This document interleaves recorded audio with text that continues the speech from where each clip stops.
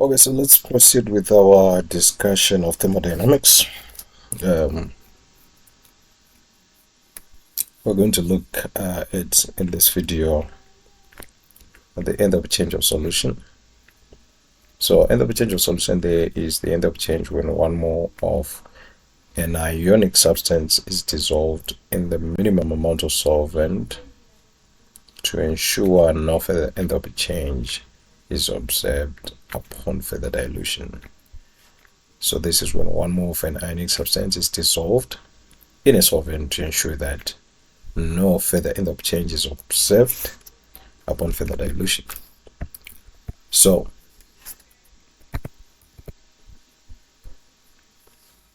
you need to remember that for a substance to dissolve, the substance bonds must be broken, which is an endothermic process, and new bonds must be formed, which is an exothermic process. So we're going to determine the enthalpy change of solution here using cycle diagrams as before. So when you have an ionic lattice in solid form and you try to dissolve it in water, so plus water here. Remember, water is a polar molecule. So what happens there is that the substance bonds are supposed to break. They must be broken to create free moving ions, and new bonds are going to be formed between these free moving ions with your water molecules, and this is called hydration. So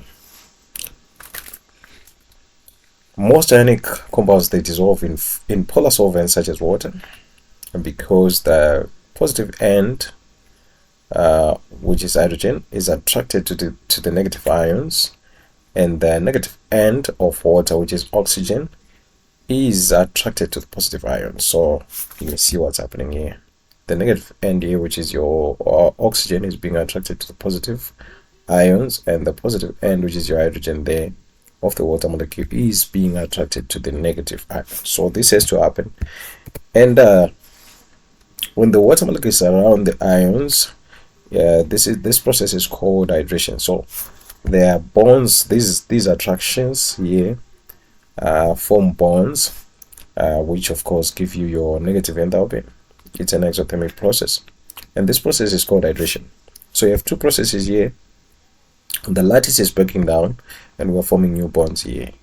So it's important to take note here that for this to happen, new bonds must be formed which have the same strength or greater strength as the broken bonds. So we are saying this hydration here has to produce at least the same amount of energy as was required to break this ionic lattice, or more energy. This is what enables the ionic solid to dissolve. So if your enthalpy change of hydration is going to be lower than the amount of energy that is required to dissociate or break this ionic lattice, then your compound is not going to be able to dissolve. Okay, so it's written here that if we do not have more, at least equal to or more than the amount of energy that was needed to break here the lattice, then the substance is very unlikely to dissolve. So this determines the solubility of compound. Let's continue to look at this. So let's calculate the enthalpy change of solution here. So if we know the lattice dissociation enthalpy, the amount of energy needed to break the bonds in the ionic solid, and if we know the enthalpy change of hydration, then we must be able to calculate our enthalpy change of solution. Okay, so enthalpy change of solution here of lithium chloride. Remember, we looked at lithium chloride in the Bonaba cycle, the formation of lithium chloride. So you might want to go back and look at that. But however, here we're talking about trying to dissolve lithium chloride. So what you need to calculate is called the enthalpy change of solution. So we can use the cycle diagram to work this out. So here's the first part. In order for us to break this we need an enthalpy change that's called the lattice dissociation enthalpy. So this will give us the ions in gaseous form. Okay, ions in gaseous form. Okay, so after that, we then need to remember surround these ions with water molecules, and that's called hydration. So this is how we get to this aqueous form here. From gaseous to aqueous form here, this will be your enthalpy change of hydration. Okay, so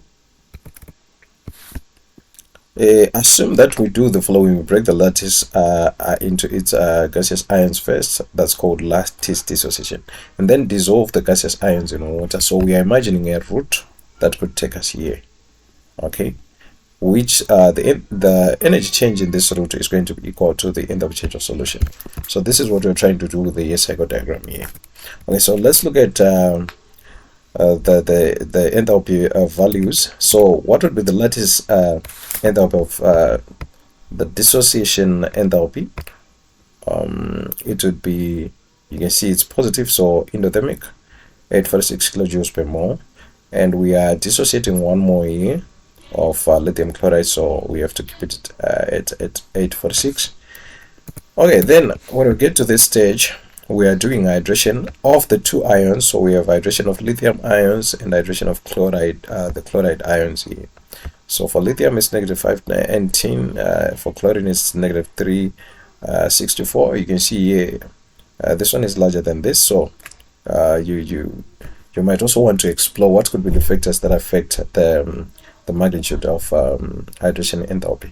So we'll explore this in a different video, but you should you can see here that this one is larger than this one. Okay, so you can pause the video and try to think about what are the factors that could result in this. Anyway, the total energy change for both these ions being hydrated is going to be this plus this, giving us our 883 kilojoules per mole. So we now have the energy change for this route here, energy change for this. So we just need to add these two and equate this to the enthalpy change of solution. So plus 846 plus minus 883, and our lattice enthalpy change of solution is going to be negative 37 kilojoules per mole. So we can utilize these cycle diagrams to calculate the enthalpy change of solution. So you can see here that it depends on the lattice dissociation enthalpy and the hydration enthalpy. So I'm going to challenge you to go and look for an equation that relates these three.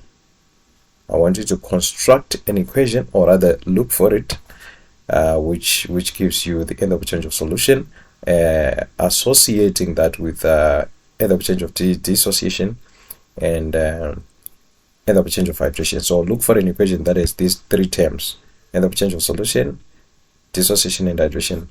And you can memorize that equation. You can utilize it every time you want to calculate enthalpy change of solution, which determines here the solubility of a compound. So I'll meet you in the next video where we will explore further concepts in A-level chemistry. You might also want to go and subscribe and like the videos that are on our YouTube channel. My YouTube channel is Seshungu, so go and check it out. You might find some valuable material there. So see you in the next video.